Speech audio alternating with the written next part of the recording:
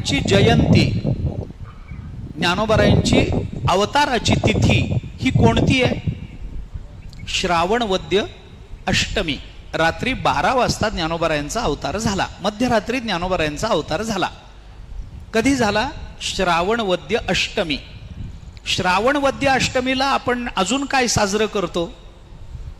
गोकुळाष्टमी, भगवान श्रीकृष्णांचा अवतार त्याच दिवशी झाला.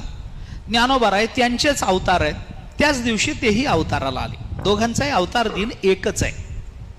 पण गंमत बघा काय ती, थोडं चिंतन करा. उगी जाता जाता गंमत म्हणूनच सांगतो आणि त्या दृष्टीने विचार करा थोडासा, एवढी प्रार्थना करतो. ज्ञानोबारायांची अवताराची तिथी भगवान श्रीकृष्णाची आहे,